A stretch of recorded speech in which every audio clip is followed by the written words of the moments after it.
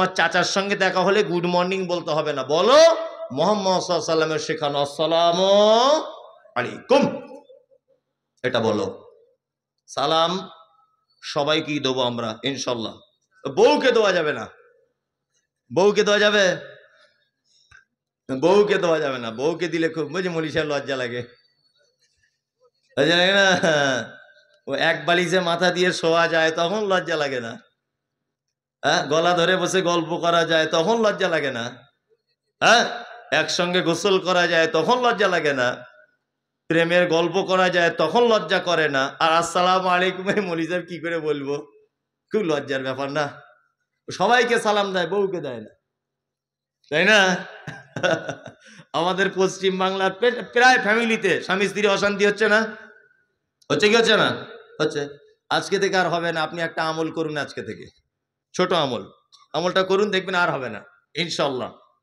এক, আসসালামু আলাইকুম বাংলা মানে কি? আল্লাহ তুমি তার উপর শান্তি বর্ষণ করো, তাই তো?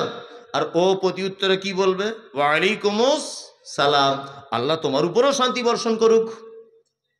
তার স্বামী স্ত্রী ঝগড়া হয়েছে ধরে নেন, বাড়ি ঢুকলেন, আসসালামু আলাইকুম খাদিজা কি করছো? ও যত বদমাশ মেয়েই হোক সালামের উত্তরটা অন্তত নিবে। ও উত্তরে কি বলবে? ওয়ালাইকুম আসসালাম। কোন রকম আছি, বেশি ভেটা ভেটা করো না, যাই করুক কিন্তু সালামের উত্তরটা নেবে, নেবে কি নেবে না?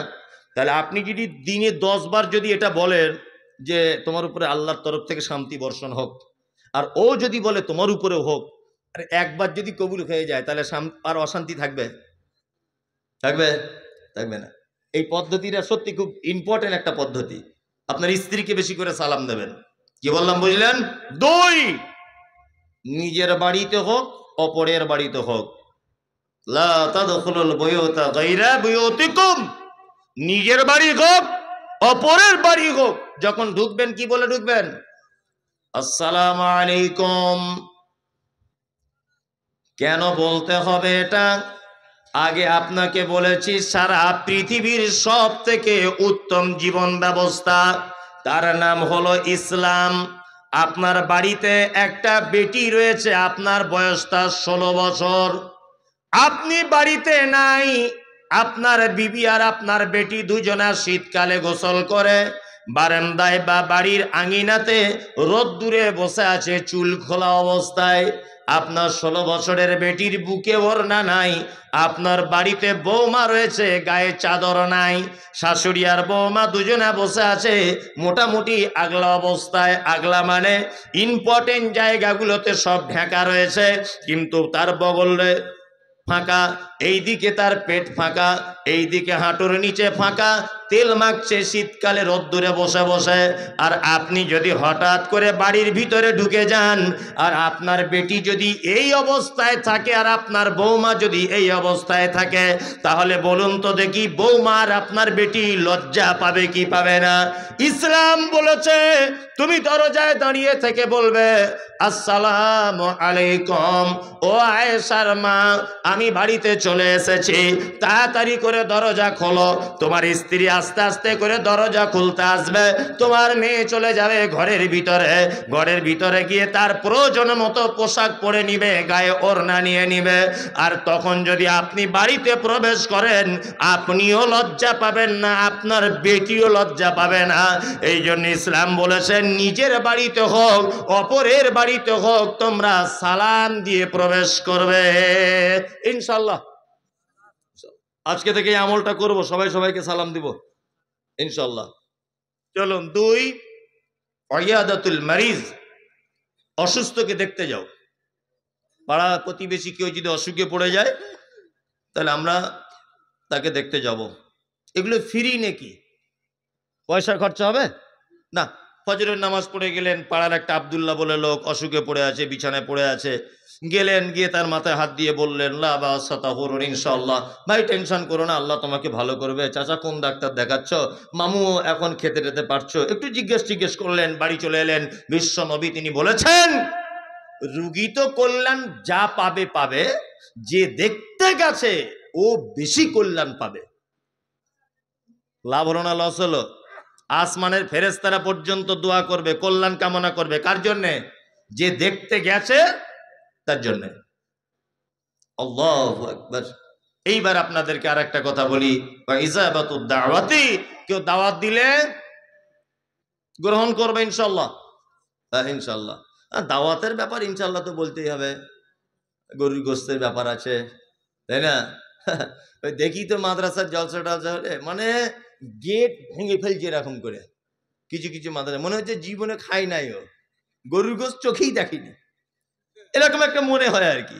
আপনাদের এখানে গোরাইপুরের কথা বলছি না, ওই ওই আরো অন্যান্য যত মাদ্রাসা জলসা বা মসজিদের ঈদগাহ জলসা হয় ডেলিগেটে, মনে হচ্ছে গেট ভেঙে ফেলছে। আশ্চর্য ব্যাপার, এটা ভদ্রতাটুকু নেই, আচ্ছা নেই, আশ্চর্য ব্যাপার। দাওয়াত বৈধ হলে কবুল করবেন ইনশাল্লাহ। অবৈধ দাওয়াত তাহলে কি না, কিছু কিছু দাওয়াত বাড়ি আছে আপনি যাবেন না, আপনার থেকে সেজন্য একটা শিক্ষা পায়। যেমন ধনী গরিবের বৈষম্য রেখে যে দাওয়াত বাড়িতে খাবার পরিবেশন করা হয়, একই প্যান্ডেল, একটাই সিস্টেম, একই ক্যাটারিং এর মালিক, কর্মচারীরা মাল দিচ্ছে, ওইদিকে দিচ্ছে খাসি আর এদিকে দিচ্ছে গরু। এইরকম কোন পরিস্থিতিতে যদি আপনি পড়েন, কোন আপনার বিবাহের অনুষ্ঠানে বা কোন অনুষ্ঠানে যদি আপনি দেখেন, তাহলে আপনাকে রিটার্ন চলে আসবেন, এটা আপনার জন্য উত্তম।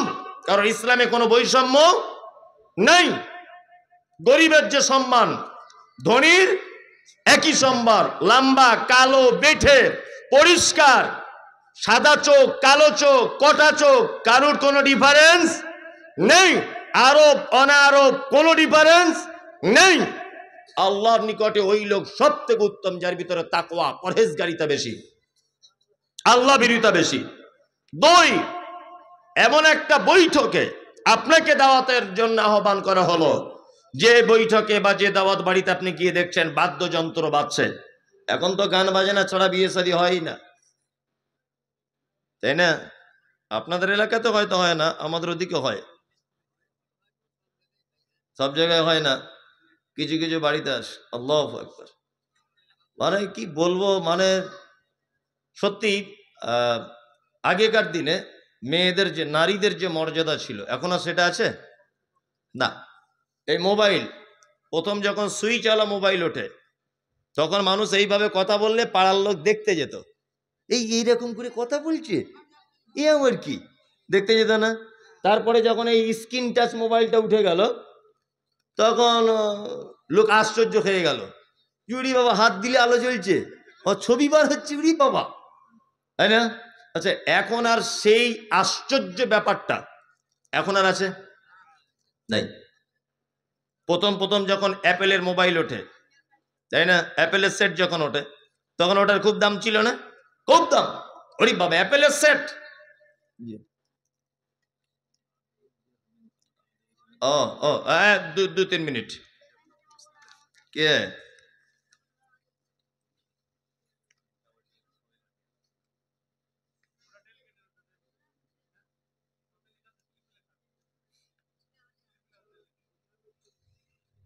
আপনি আমাকে কেন জিজ্ঞেস করছেন?